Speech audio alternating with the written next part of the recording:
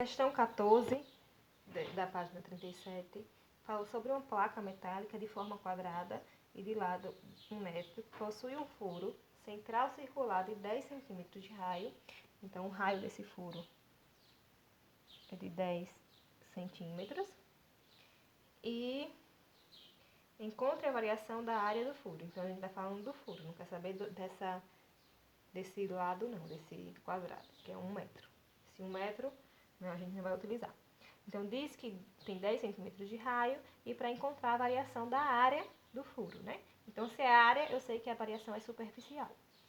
E diz que a temperatura passa de 28 para 280. Então, a variação de temperatura foi de 280 menos 28.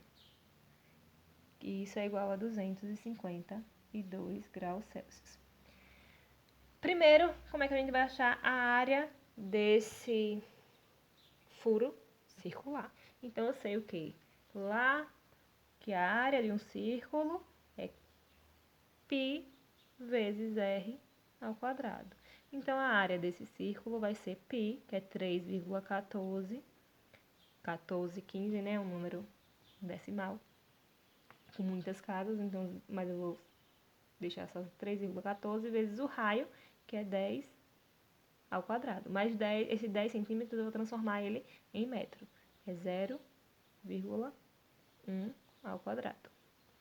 Então, 0,1 ao quadrado vezes 3,14, essa área é de aproximadamente 0,0314 metros quadrados. Então, essa é a área inicial do furo. Então, a superfície, eu posso chamar aqui a superfície inicial desse furo.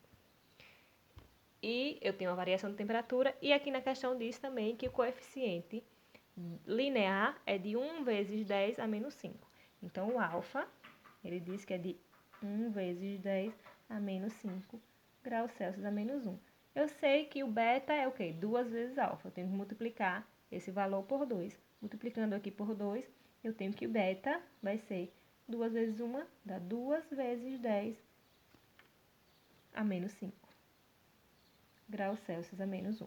Então, eu tenho aqui coeficiente, dilatação, eu tenho aqui a variação de temperatura e eu tenho aqui a área inicial, né? A superfície inicial. Então, vamos substituir na equação. Qual é a equação da variação superficial? Variação da superfície, coeficiente superficial vezes superfície inicial vezes a variação de temperatura. Vamos substituir coeficiente 2 vezes 10 a menos 5, superfície inicial 0,0314 e variação de temperatura 252. Então, quem vai ser essa variação de superfície? 2 vezes 0,0314 vezes 252, misericórdia, dá 15,82 vezes 10 a menos 5. Então, 2 vezes isso dá 15,82 e eu conservo esse 10 com 10 a menos 5. Então, isso quer dizer que essa variação da superfície vai ser, vou voltar quantas casas?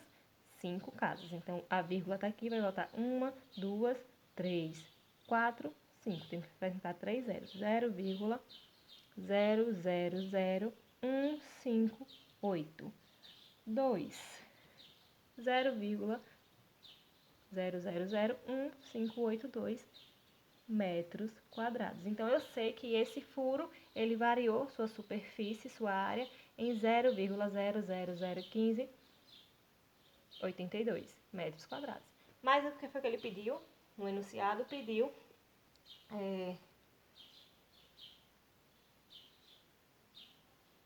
encontre a variação do furo quando a temperatura passar. Então, quanto foi que esse furo variou? Foi 0,00. Ou a gente pode botar na forma de notação científica, que é essa daqui de cima, né? que é o resultado. Pode ser assim, pode ser assim. Então, metro quadrado. Depois dessa questão, a questão selecionada foi a questão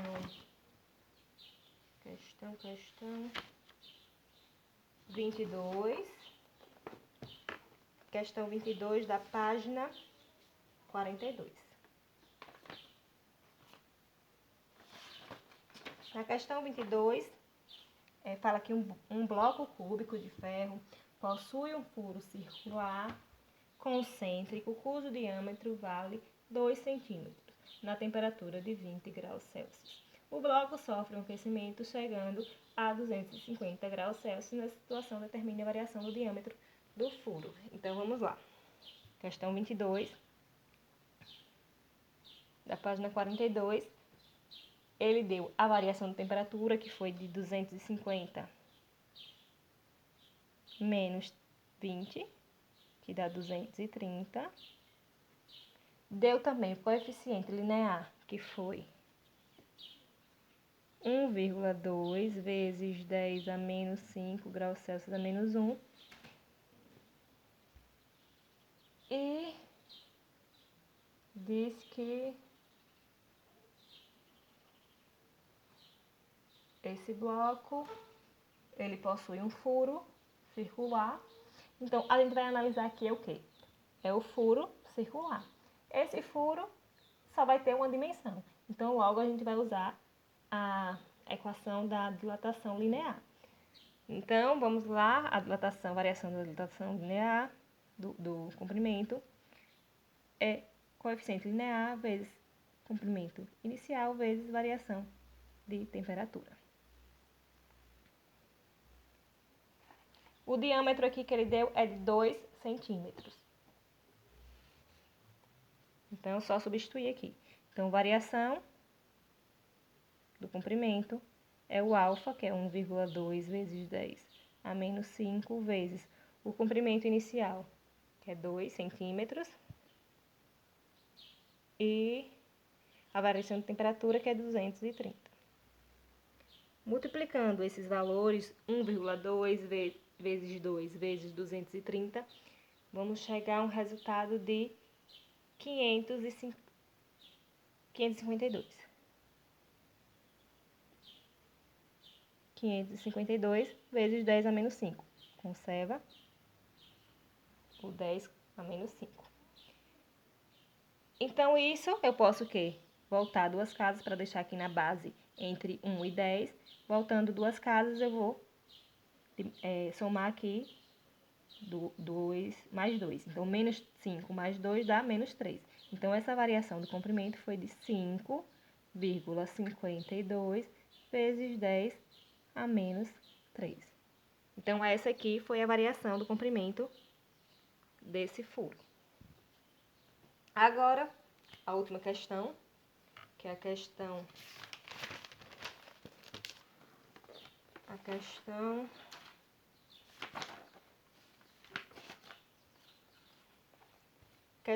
30, da página 46. Na questão 30, ele fala sobre um recipiente de zinco com coeficiente de dilatação igual a 1,7, 10 a menos 6. Então, a 30,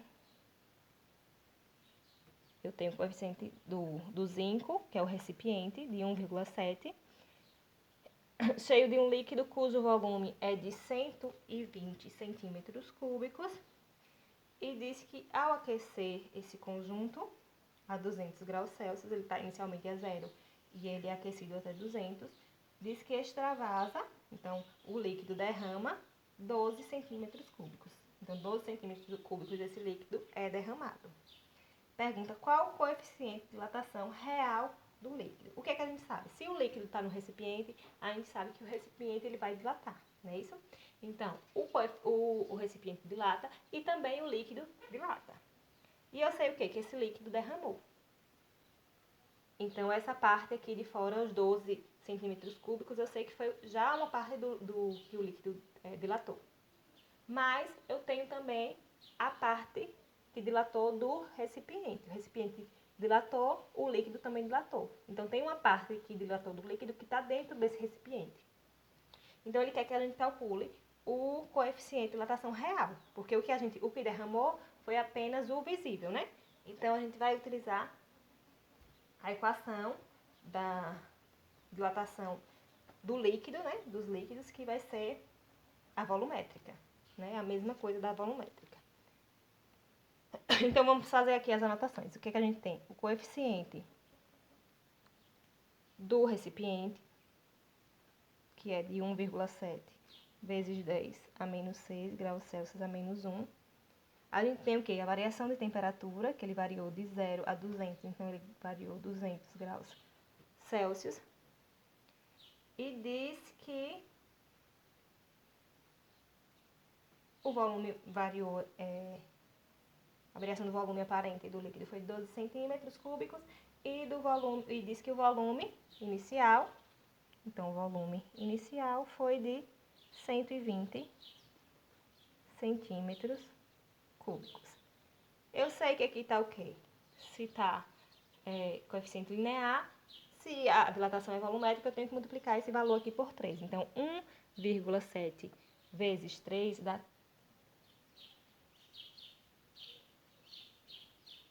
5,1 vezes 10 a menos 6. Então, essa multiplicação multiplicada por 3 dá 5,1 vezes 10 a menos 6. Então, esse aqui vai ser o coeficiente volumétrico, lambda, né? Agora, a gente vai usar a equação da dilatação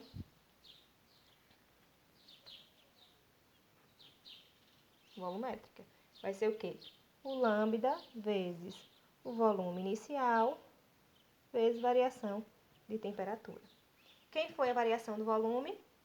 A aparente, que a gente viu que derramou, foi de 12 centímetros cúbicos, não é isso? O Y aparente, que a gente não sabe, a gente sabe só o lambda do recipiente.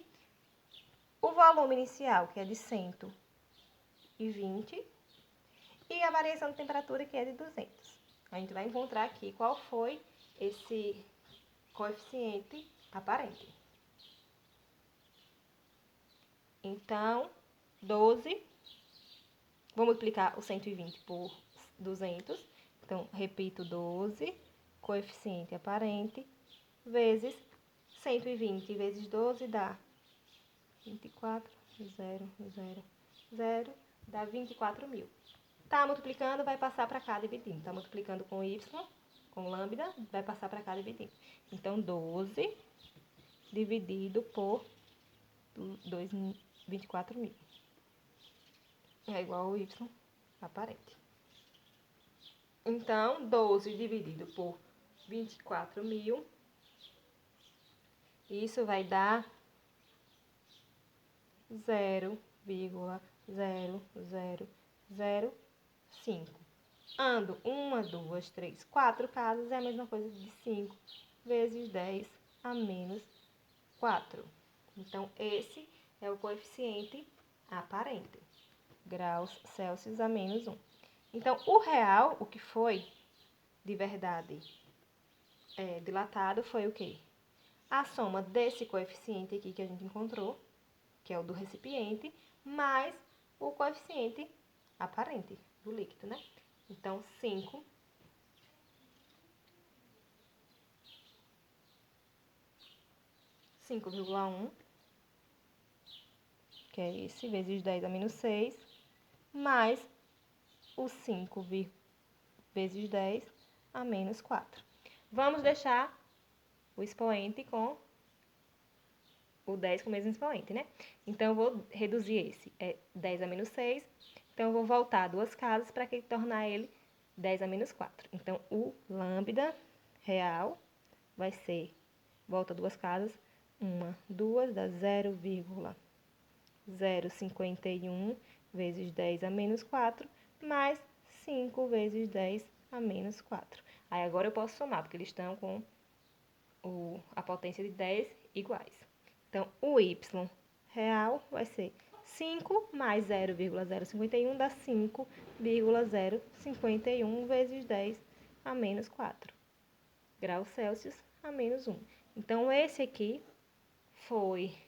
é o coeficiente real, porque é a soma do coeficiente de dilatação aparente mais o do recipiente, porque o recipiente dilatou, o líquido também dilatou lá dentro, né? Tem uma parte do líquido que dilatou que ficou dentro do recipiente e teve outra parte que extravasou.